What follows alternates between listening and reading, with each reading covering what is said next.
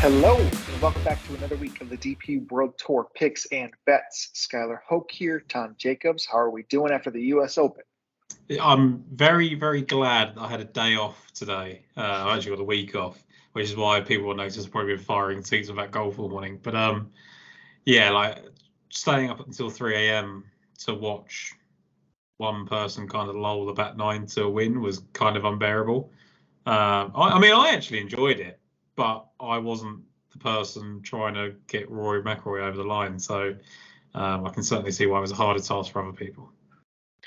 Yeah, West Coast for you guys is tough. It's pretty tough for you guys, right? Yeah, I mean, I go to bed early, so yeah, yeah, for sure. But it's kind of fun to entertain with that. Man, I've had mixed feelings. I think I definitely enjoyed it a lot more than a lot of people. And I mean, there's a lot. I mean, if two strokes go the other way, I think all of a sudden there's a whole different experience for a whole lot of people that definitely feel differently than the way they do on Monday morning. So everybody was negative about 18, right? And I get that. Like, you shouldn't be able to bail out 50 yards right and still like have a good shot in. But if Rory McIlroy hits that shot to like 3 feet, does everyone just get over that? Yeah, for sure. And right. And also, it's not the US Open's fault. I guess it's LA Country Club's fault or Los Angeles Country Club's fault that they didn't let anyone in. So there's no atmosphere. There's one hole that gets really brutally criticised. I thought it was fun. Like, I was really intrigued to see how people played six. The par fives were interesting at times. That a lot of pars and bogeys on par fives you don't really expect. I quite like the idea of starting a tournament with a par five just to see who sets the tone early. It was Rory McIlroy's one and only birdie of the day, which it is what it is. Look, I'm not very good at being objective about Rory McIlroy. I'm quite negative about him as a person. Not as a person, as a golfer in terms of credentials. Do you see it as? I think it's like him trying to win his first one all over again. I mean, he said that, right? In full swing, he literally said, like, I feel like I'm trying to win my first major. And yes, it definitely feels that way. And I guess my take on at least the way tuning into content, reading things, being in part of golf Twitter, like, the focus is solely on Rory this morning, and it's on even Ricky, a little bit from what it was. If Ricky would have played a little bit better and finished just in second two, it would have been a tale of those two. Yeah. And what like romanticizes golf for me is the Wyndham Clarks of the world, right? Is those stories, man, like that, to do what he did, being in that situation for the first ever time and being pretty nails, right? Like absolute nails. That many times he leaked on 2 holes, right? Like that's pretty much what he did. That when others have to push it, or others, are like praying for a crumble to win, But that's such a bad position. Like, Rory was almost playing. I don't know if he actually thought it, but he was almost playing like, oh, this guy's going to lose it at some point, and I'll just be solid. And I don't know if that's what like Harry Diamond's telling him. I don't know what's going. Like, just make your pars and Wyndham will. And to your point, like, and again, I'm guilty of this because I've just started the show by being negative about Rory rather than positive about Wyndham Clark. But the first thing I was going to tweet this morning was like, you do realise Wyndham Clark won the US Open, Rory McIlroy. Like, the thing that frustrated me the most yesterday was like, if Rory McIlroy could putt, he'd have won the US Open and he would have won St Andrews. I'm like, well, that takes away how brilliant Cameron Smith was at St Andrews. And also, I don't think he ever hit it that close to really say that. I mean, what did he have? Like maybe 2 or 3 inside like 15 feet, and then everything else was kind of 20. He actually putted really well, which made it look worse, I think. Yeah, man. It was. I don't know. Like, it's hard to think about in that manner. If I do feel it was very passive. It was never aggressive. Never. I mean, one hole sums up like the last 10 years. It's going to be 10 years pretty soon here. And I guess that's the difference. I think even with you and I, we're younger, right? Like, yeah, I don't have congressional memories, like I don't think of Rory in that way. So it's hard for me ever since I've been so involved with golf. He hasn't won a major, right? Like, well, so I was at his I was at Hoylake for the 2014 Open win. Okay. And if you'd have told me, again, he won the PGA after that because the schedule's different now. But like, if you'd have told me he was only going to win one more in the next 10 years, I'd have laughed. Like, he literally destroyed the field. He was like 6 strokes clear going into the final round. Ricky and Sergio had to play brilliantly.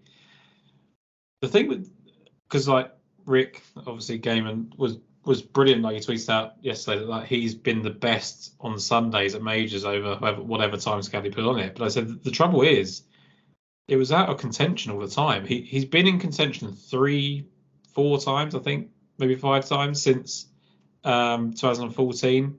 When I say contentions, within 3 shots of the lead on Sunday, and he broke 70 once, and that sent him backwards. He shot sort of 69. It was obviously like a low scoring final round. So he's never really looked like he was going to win it, other than these last 2 ones. I think now that we've seen St Andrews and this one, people are now starting to think there's a problem.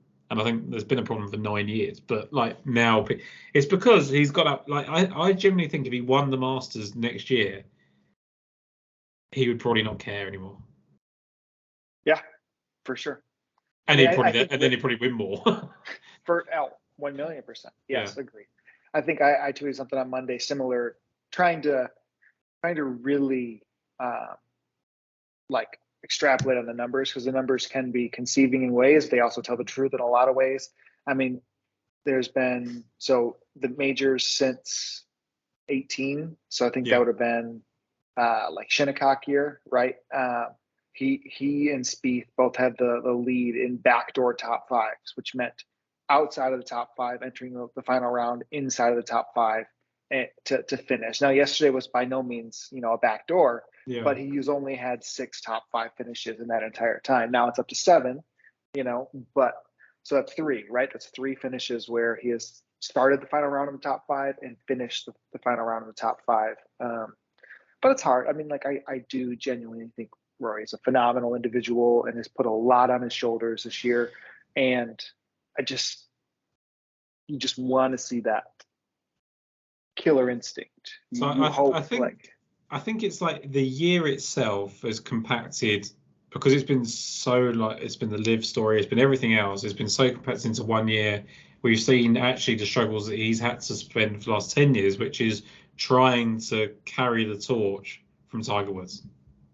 Yeah. He's legitimately the only person, maybe Spieth, I guess, that has a right to that mantle.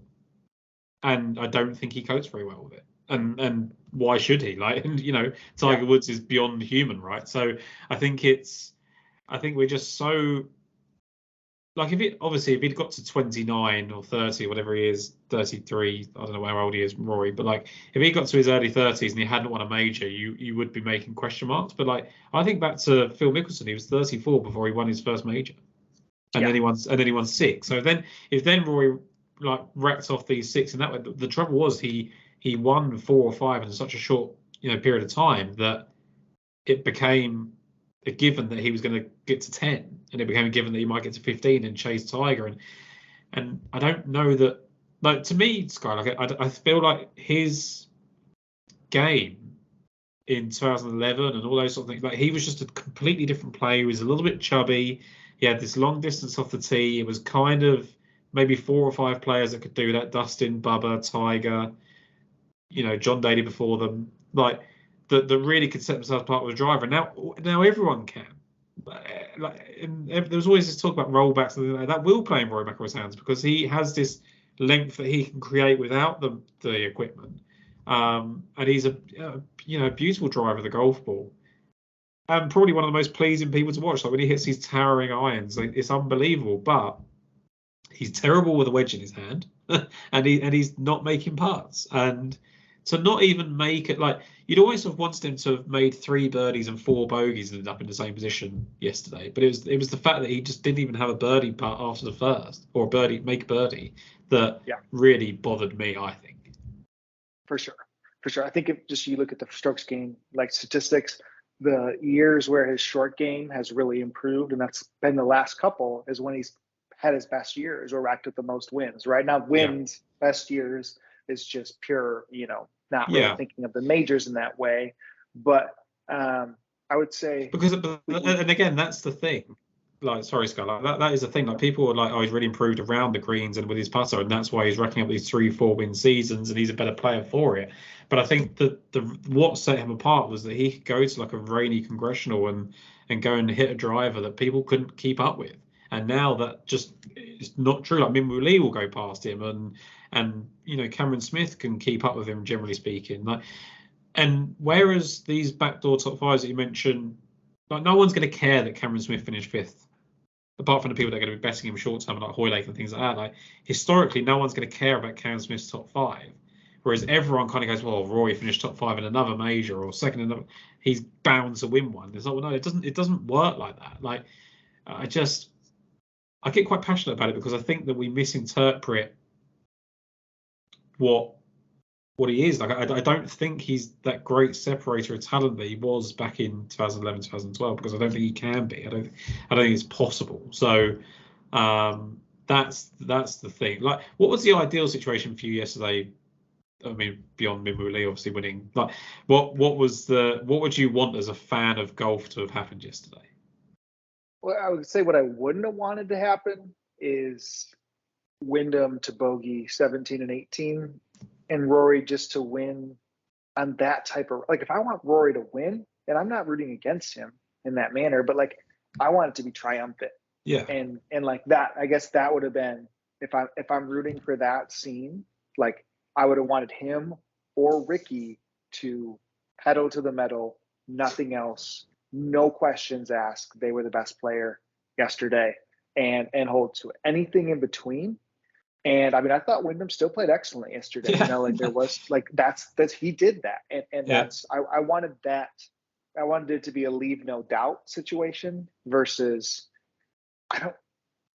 I think people would have, because of the infinity with Rory, deservedly so, they would have still celebrated the -9 championship. Like, it wouldn't have mattered, the weight is lifted. But if it would have just happened from a 15, 16, 17, 18 bogeys, man, that would have been an awkward situation to me. Yeah, like, and that's the thing. Like, everyone was convinced that Wyndham Clark was going to throw it away, and I don't think he played anywhere near as badly on the back nine that people were suggesting that he did. I know it got rough, but it's gonna get rough. And I know that Rory was going fairway green, but it doesn't matter. Like, if you're nowhere near the hole, it's irrelevant. I know Clark was having to get up and down, and he was making putts, but even like the bogey he made on maybe 16 or 17, he only lipped out. Like, he wasn't really that bad. So I think he deserved it ultimately. I wish 1,000,000%. Yes. I wish that Ricky had won it. That was my hope, and I wish that he did it by shooting 3 or 4 under. That didn't happen. As soon as that wasn't going to happen, I kind of wanted either Rory to win it, and win it, like you said, commandingly, and sort of bring himself back onto the stage, and we don't have to have these conversations anymore, or Wyndham won it, because I think he deserved it. And I think ultimately what Wyndham Clark has done this season is he's got rid of a weakness in his game, which was his iron play, elevated it to a new level, and he's won 2 big events because of it. Yeah, I think, I mean, we could talk about it for a long time. We think could. The last, like, what I read, a lot of content, listen to a lot of stuff across. There was a really good piece by Dylan DeThier, who wrote comparing Rory and Brooks, and said they're at their best when they borrow a little bit from each other, in the sense that we know Brooks can be a dick, and he has a chip on his shoulder, and he can be contradicting in what he says, but he's focused on winning a golf tournament. And if that throws people off in certain manners of what he says, it doesn't matter to him. Where I would love for him to open up a little bit more and be more truthful. We've seen him, in full swing in these moments where he lets us in a little bit, and I love that. And Rory does that all the time for us, without probably to a fault. Yeah. Right. So I think, like, but even when Brooks at the press conference this week, and everything was concentrated on the fact he said, I'll see you at Travers next week, and all that sort of stuff, like that little jib there. But like, the one thing that I really liked was when he was actually breaking down how he approached a major, and and he was saying that he stands on the green and looks back towards the tee. And I think that's great. Like, and that's what I want to hear about Brooks. And that's to your point. But Rory gives us all of that, and never. Yeah. Like, and then there was this massive thing about, like, didn't he have like the sunglasses on Saturday with like the backwards cap, and everyone kept like compared it to Kendall Roy. Like, no one believes it when he does it, and that's the problem. Like, I don't think he believes it. And Yeah, like does he think he's the best player in the world? That's what I want to know what Rory McIlroy thinks. Yeah. Like Brooks unequivocally thinks he's the best player in the Yeah. world. Like there's no question in his head. Like when he's playing the way he's playing, he goes, "I'm the best player in the world. No one can beat me." Apart from that period of time. Whereas I just wonder if Rory just sits there going, like, well, Scotty's probably better than me at the moment. John Rahm, Victor's playing well. I don't know, and and I've got to kind of overcome this bad wedge play. Yeah, do I win? I don't know. Like he could still be sitting there going, "I'm the best player in the world. And I should be winning this tournament," and I hope that's what he does. But he doesn't show. And the other thing is, no one else showed up. Like Rory did show up, right? Yeah. Like he deserved a second place finish. He played well. There was no one at the top of that board that sniffed anything else, really. I mean, Scotty played pretty bad to be there, I guess. Terrible on Sunday. Right? I mean, but like Rahm was a no-show. Brooks really did. There was a lot of no-shows. So credit where credit is due. Rory did play enough to be there, but you can't just play enough to be there and expect to win a major championship. But all right, I'm closing our book on that. So we got a little 15-minute intro, U.S. Open, quality talk. I hope everything carries over to Royal Liverpool in a couple of weeks, because that'll be here really before we know it on the Open Championship. And we are going to dive full on into the DP World Tour side of things again. So we have a stretch of pretty dang good golf here, right? The BMW International, the British Masters, Maiden Hammerlin, and then the Scottish Open, which leads us into the Open Championship July 20th.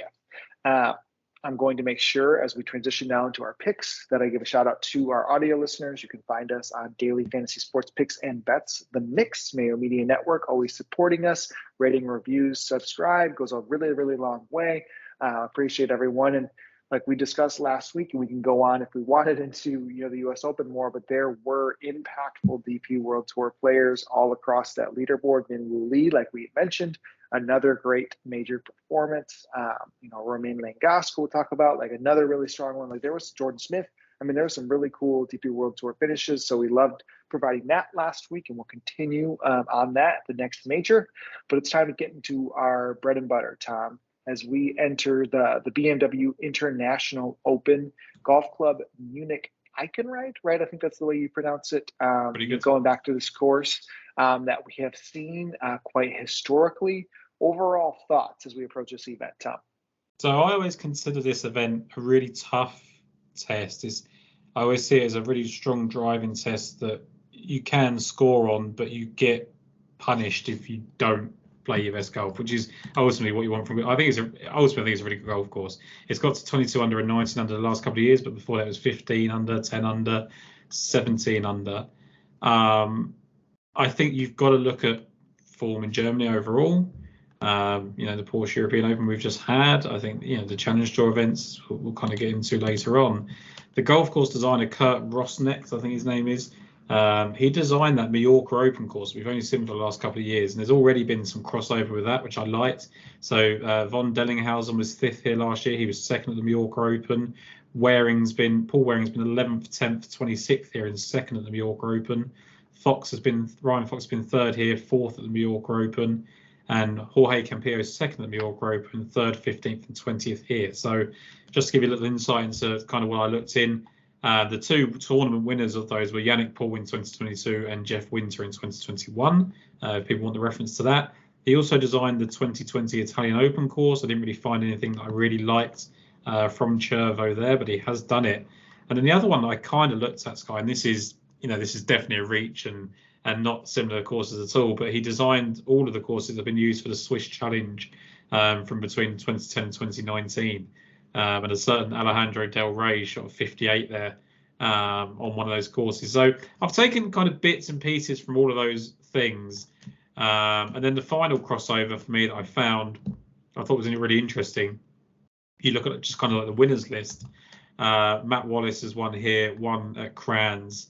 Andres Romero is 1 here, 2nd at Crans. Danny Willits won at both.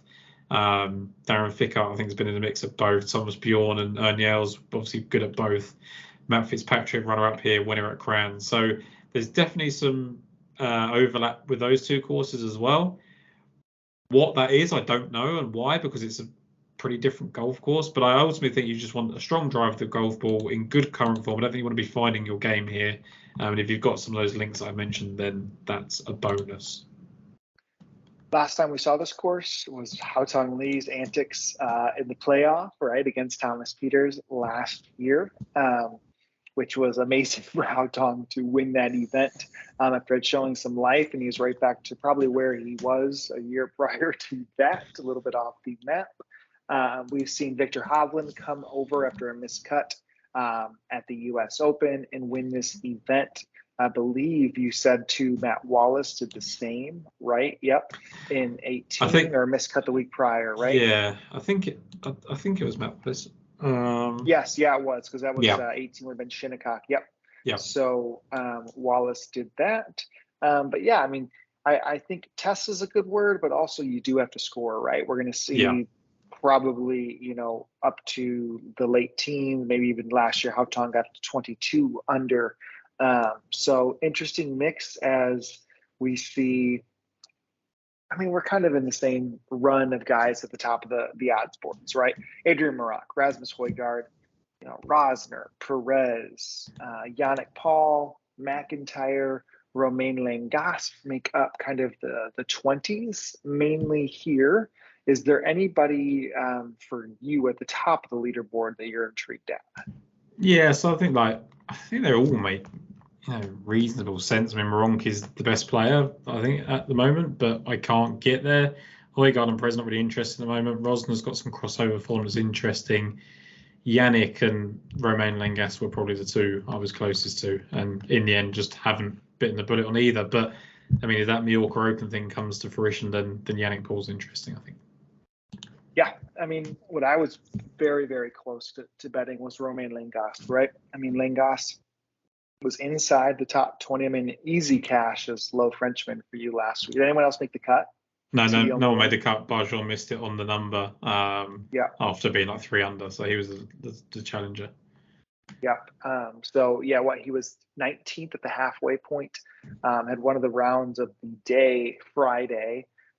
He drove it incredibly well, like he has. His iron game still leaves a little bit to desire for me, but pretty cool to see him, kind of in that test and showing up like he had.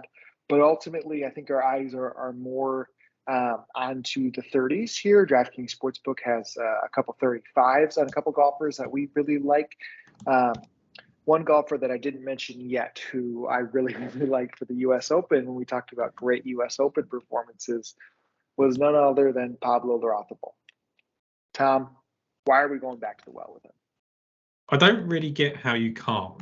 It would be my. I would feel like such an idiot if I got to Sunday. Pablo Larrazabal had a 2-shot lead.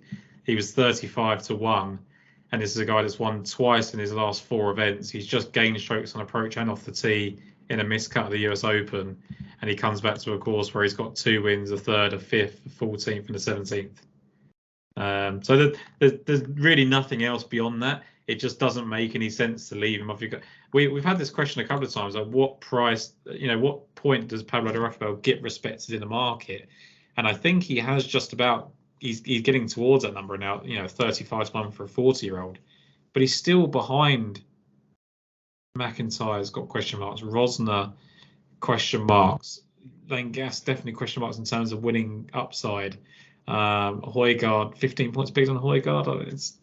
It's just weird. He probably just can't keep winning. Is the obvious counter to it. But how do you go against that kind of course form and current form, Sky? And I literally don't know how you do it.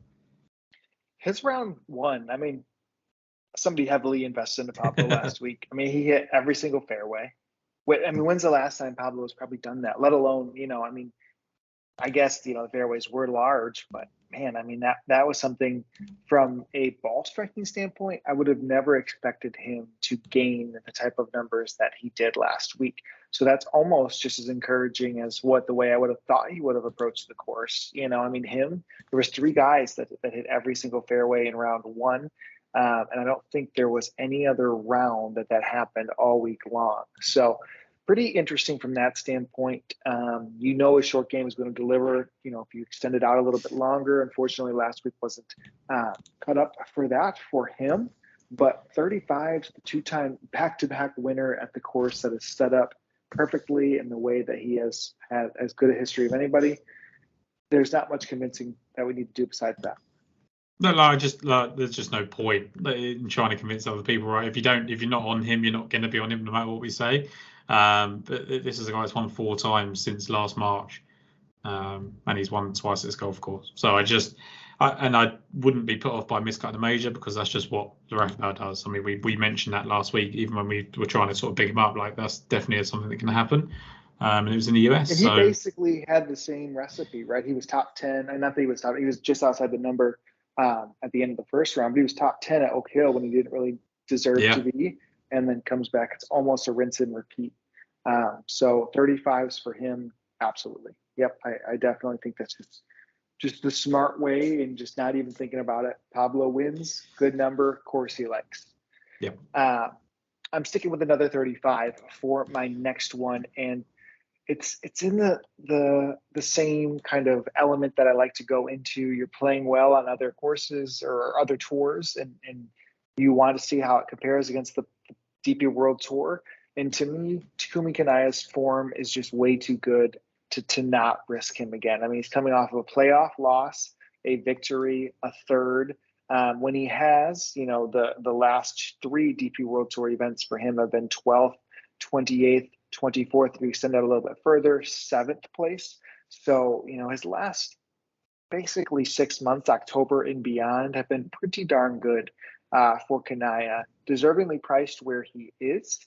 I think it's been basically on the Japan Tour, him and Nakajima kind of going back and forth in these type of events.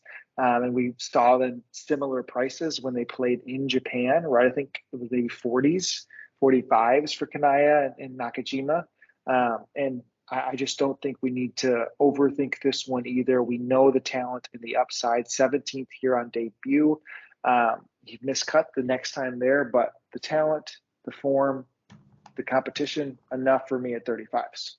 Yeah, I think so. I think it's just one of those where we always have this conversation. I think, like, how do we value that form over there, right? We don't quite know. Some of them play really well here, and some of them don't. And I think, the fact that he's had that 10th on the golf course before, and the fact that he's been going back and forth with Nakajima, who's obviously absolutely class in his own right.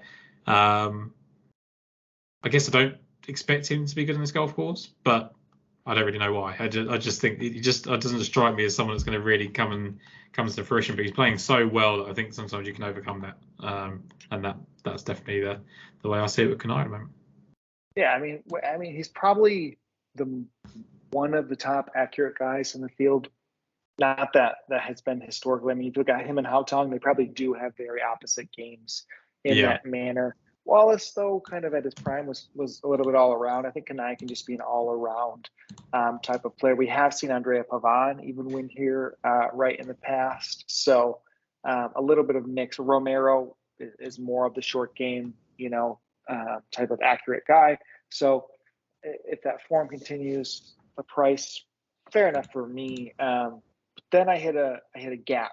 I'm pretty decently stretched out from here. Your next selection is not for a little bit as well, correct, Tom?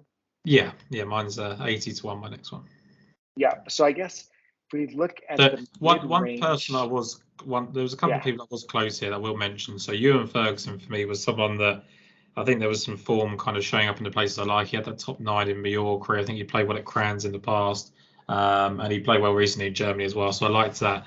And Marcel Schneider was one I really toyed with this morning. Basically, one based on the fact of who's going to be the best person in Germany and their kind of leading charge, if you like.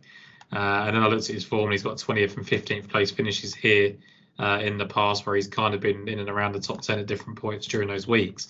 And then you add in the fact that Crown Cercier link that I mentioned earlier with the Omega European Masters. He was 7th there in 2022. He won the Swiss Challenge that I've mentioned in 2018. So those were the 2 real reasons I looked at him, and he might be the one that gets added to a kind of 4-man card that I've got at the moment. So Schneider would definitely be close for me. Okay. Yep, that's a fair argument.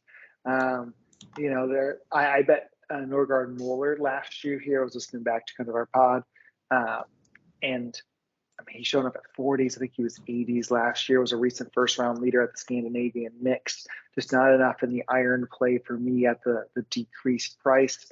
Marcel Siem continues to linger around a lot of leaderboards, right? So I think there's something to be said about him, but nothing that really, I truly was intrigued all that much on until we get down the board. And really it becomes your selection next that I've kind of been on the fence on. And, you used to be a frequent truther of this golf for us, but a little while since we've seen a reappearance for you. Yeah, so between Paul Waring and Ross Fisher, I've not really had much reward over the last couple of years, and people are probably thinking, oh God, not again. But look, Paul Waring, 11th, 10th, 26th place finishes here. He's been 10th and 5th in his last 2 events, 25th and 6th those 2 events in approach, 11th and 2nd in tee to green, and he was T2 at the Mallorca Open, which again, as I said earlier, was the same golf course designer. Just strikes me as someone, he's got that little bit of extra length off the tee, which we've always mentioned as he's gotten into his older years. And I kind of like that at this golf course. I think he's played pretty well in Germany over his career, even not necessarily at this golf course in other parts as well. So I think Waring, he's just the type of person to get on board with when he's playing well, and it'll either run out when you've bet him or he'll carry on and kind of be in the mix. Whether there's a massive win equity, I don't know, for someone that's won once in 2018, but I like it. He's there at 80 to 1. He should be priced at 80 to 1 because he doesn't win that often, but he's a guy that sticks around, and I like him, and the stats suggest that he should be there, and his finishes on this golf course in the past suggest he should be there. So a couple of top 11s in this event, I like it. Yeah, a lot of trending irons, a lot of correlation for you, and just your infinity for Waring. Doesn't hurt when you get a little price on there. I am pretty impressed and happy with the numbers that are still available on Sean Crocker this week. We saw the glimmers, the absolute glimmers in his eye. I think it was 3 weeks ago, right? The last time we had really looked at him, which would have been the KLM. Yeah, KLM is when there was some decent life into there, and then we put him up at the Porsche. In that Porsche, he opened that first round, I think even par with a quad, and I think he DQ'd halfway through. I don't know what he DQ'd for, but I think he finished the event actually. I think he got DQ'd after, and his numbers weren't as bad. I think the weekend was really bad, but Thursday, Friday was still encouraging enough for me to keep an eye on it. Wouldn't you know what he does next time out? Second place at the Scandinavian mix. Whitnell won, right? Yeah, Whitnell's performance was just unbelievable that week. And the fact that, Crocker, outside of early on, the front nine didn't really sniff the ability to win the tournament. But to come here after those type of weeks, still have some 90s here in the States. 66s overseas with you. But man, I just think, for Crocker, that ceiling is so sky high. He has made the cut in 3 or 4 appearances, 29th, 36th, the last 2 times out. I just don't want to give up. I get the price is cut in half. If the price was cut in half to 40s, I'm out, right? But 90 over here in the States, I definitely want to still be in on betting what we've seen in the resurgence out of Crocker. And I think you've got to be aware, people are very price sensitive, aren't they, in this game? And they say, I can't believe you're going to bet him at 90 to 1 when he was 200 to 1. When he was 200 to 1, he wasn't playing well. So you had no reason to bet him, right? I'd rather bet someone at 90 to 1 I know is playing well than someone that's 200 to 1 that, for all I don't know, could be missing an arm the way they're playing. So you mentioned he's been 29th and 36th the last 2. He was 18th going into the halfway mark and finished 29th, and then when he was 36th he was better placed at halfway as well, was 26th going into the weekend, and even right back when he was 78th on his debut, he was pretty promising. First round out he opened with a 69. So if I could think of a golf course that would suit Sean Crocker, it feels like this one. Talking about strong driving, the only thing that put me off slightly, which is something that we would have wanted to happen for a long time, is that he gained so much with the putter at the Scandinavian mix, and there wasn't as much to be excited about. I mean, he gained on approach and off the tee, which is what we wanted, but he gained so much more at Sadao and then didn't really follow it up at KLM. And I just wonder if the putter just really got hot in an event where, you know, it's really short. And I mean, I don't know, like it's one of those, it depends how you look at it. You either look at it and go, Crocker's got some confidence from the fact he finished second, and then his irons are going to come to the fore because he's confident, or he just got hot with the putter. And there's one or two ways. And I mean, I don't know. I cannot go against people betting on Sean Crocker because I think it's brilliant, and I really like him as a player and believe he's destined for bigger things. That was just my take. That it was just a lot putter driven from the Scandinavian mix. Yeah, no, absolutely was. I just don't want to give up too quickly because of the reduction. So in on there, we got a pair of golfers. We are both in on at triple digits. If you want to talk about shots of the week, people will mention, you know, Tommy Fleetwood's 3 woods on Sunday. They will mention, you know, the hole-in-ones, Fitzy's hole-in-one, Matthew Pavan's hole-in-one. Sam Burns had one too. They'll say, you know, Windy shot on 14 to seal the tournament. But Tom, there's no doubt the true shot of the week. And I really would assume from the strokes game perspective, this was the shot of the week. I think it was the one that came most strokes, right?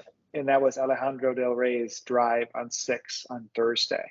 Yeah. There was a moment in time I was like, man, like, what if he just like top 10s this? What if he Guidos this thing?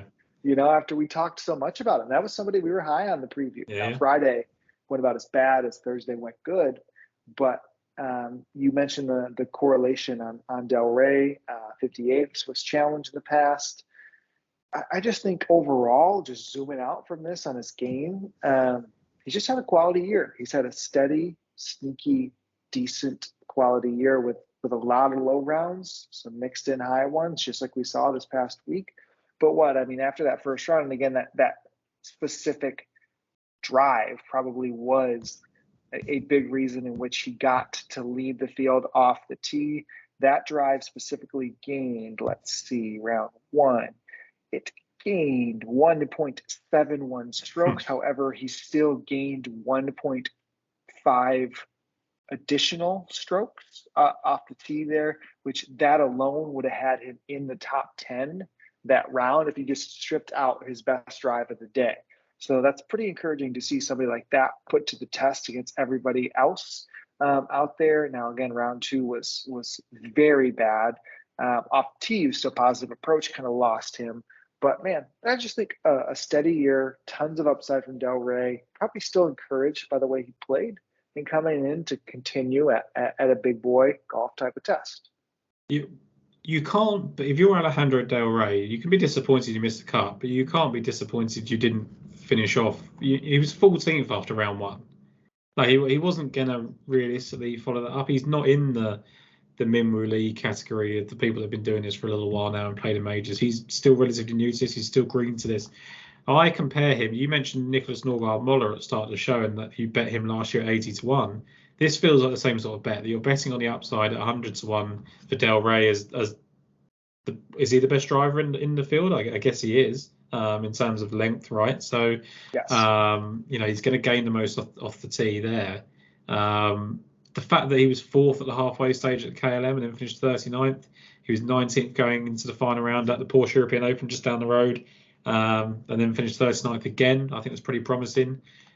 It seems like he's struggling to put 4 rounds together, but we've had this conversation already about Nick Backham, and you knew. I keep going back to your point because you hit him at like 125-1 or whatever it was, but it feels exactly the same thing. And I think we actually discussed maybe on the US Open show, or maybe when you put him up for the European Open, I think it was. We mentioned that we think he's had a bit more of a consistent year than these other guys that we're talking about, and it's just finishing it off. And I don't want to miss out on what I think is going to be a really prestigious talent at 100-1. And as I mentioned, Hovland and Wallace both come over from the US Open on withdrawals and miscuts and played well here. And he was only second behind Rory in terms of strokes getting off the tee per round, and had one bad day with the irons, which, I mean, there was players that had 4 bad rounds with the irons last week at the US Open and played well. So I just think, and to top it all off, his only win on a Challenge Tour was in Germany. Yep. Unreal. I think we bet on the last time we were in Germany, and a lot of those same facts carry over. Yeah. I will say, if we stick on driver distance, it's pretty close, and I've been tough on him. But Wilco Nienaber, his round 2, if you look at single rounds, Wilco in round 2, I think he was second or third. Yeah, he was. If you look at round 2, he was first. He was first in tee to green at the U.S. Open on Friday. 4.33 strokes gained tee to green. Pretty encouraging with that. 1.41 off the tee, 1.67 approach, 1.25 around the green. He lost 2 strokes on the greens itself. So I think Wilco had some encouraging form there. I maybe am a little skittish because I bet Adrian Nast after a similar type of performance, and that just didn't come to fruition. But Wilco impressed me his last round out, but that is not who we are at here. Tom, who's the other triple-digit selection? I'll just say on Wilco, I just think they'll raise the same sort of player, and they've got the same upside, and he's 100 to 1, and Nienaber's 60. So yeah, but it's Frederick Lacroix for me. This is the first person that I bet. It was the first person that I looked for when the odds came out. I'd already decided it whilst I was watching the US Open at 2 a.m. that I was going to be betting on Frederick Lacroix. And that is, purely he's been 5th and 12th in his last 2 starts. He's returned to a course where he was 10th last year. He's been 8th and 15th in tees green in his last 2 starts. You add in the fact that 5th was at the Porsche European Open, which is also in Germany. That's his tied best finish on the DP World Tour and the best by official World Golf Ranking standard. You then add in the fact that he's 4th at the Swiss Challenge, which is by the same designer, and I just love Lacroix. I think you could honestly sit there. It's a little bit like Larafa. He's finished 5th and 12th his last 2 starts, and he was 10th in his debut. You could probably stop it there. I think that's enough at 100 to 1, right? But you add in those kind of tee to green numbers. You add in the fact that the 5th came at the European Open in Germany. You add in the fact that his best stuff's come in this part of the world so far since being at this level. I really, really like Frederick Lacroix. Kind of solidified some things for me after he was a little bit slower to start, right? He popped onto the Challenge Tour in March, media 11th, 4th, and 14th after some struggles on the DP World Tour. Good to see the form. Likes to string a couple weeks together. So yeah, 100 to 1, absolutely. For me, I can go in there. That wraps up from your end. I mean, it wouldn't be fair if I didn't have, a really long shot in the mix here, Tom. Anybody before I go into my selection that you double take that? Christian Kroger Hansen came up in a couple of things I looked at, but there wasn't really much substance to it. Dion Gurmachet's very quickly gone out to 200 to 1, which I thought was quite surprising. But there's probably reasons behind it, which is why I've not really looked too much. Not really. Von Dellinghausen's got good finishes. He's 300 to 1. Could be a name that's up there after round 1 or something. But no, go ahead with your guy, and we'll wrap it up there, I guess. Yeah. So for me, it's Freddie Scott. Freddie Scott's available 500 to 1. Last time Freddie Scott kind of made some noise, I guess for me, was when I think we even had a conversation maybe 6 weeks ago that I was like, man, for somebody who came in off of such a strong season to then quickly get out to the thousands, which he did, I was rather confused at that to me. At the KLM, he had opened 77, so he was 145th after the first round, rallied to make the cut with a 67, finished 55th, and then turned that into a 14th place at the European Open, 7th after the first round. Rather confident he sniffed, an early lead at some point, and just, that course kind of had some demanding tests where the leads were circulating around quite a bit. But I mean, Scott, the last couple times out, at least has flagged enough at 500 to 1 in the home country. Off the tee, he was exceptional. He has putted very, very well, right? He was a winner. I think was he a 2-time winner on the Challenge Tour last year? No, I think he was a 1-time winner. He had won, Pro Golf Tour event prior to that. He is young, 22 years old. We liked him for some upside, and Backham came through in a similar type of way, like you mentioned before. I think Scott's just a little bit 500s is just eye-catching enough for me to be like, okay, we're not going to miss somebody who might take this home course narrative to another level. Yeah, I'm gonna chuck in the fact that he was 14th for the Big Green Egg German Challenge, which is what Del Rey won. Shows that he likes playing at home, which makes sense. He was 4th at the Open de Bretagne event last year, which is what they're playing this week. So maybe just the time of year agrees with him. A little bit of summer practice may help him. That's about all I've got, but that's about what you need to add for a 500 one shot, right? He's playing well, and you can't really ask for much more from someone that's 500 well. He has played this course before, so he's not going to be going in blind. I think he finished 68th or something around that mark. You just look at that and you think, okay, maybe he's not great, but it's just one event and he's young, and I think he had a decent second round, 69 after a slow start. So that's encouraging enough in itself. And you just look at these tournaments and it's like 40th miscut, 55th, 14th, but the 40th was potentially going to be better. He was 33rd at the halfway mark at the Italian Open. He shot a second round 67 at the KLM after a really, really tough start. Had no chance. And like you say, he kind of wavered a little bit at the Porsche European Open last time out, but talent suggests that he can hang on eventually, and that's what we're betting on. Yeah, and a place with a 500 to 1 is, depending on the book, that's 100 to 1, right? For 5-6 places. So definitely intrigued there. Could probably rattle off a few more names, but Tom, it's time we can put a close on it. A fun week ahead, a fun stretch of golf on the DP World Tour. Let's review your betting card one more time for me.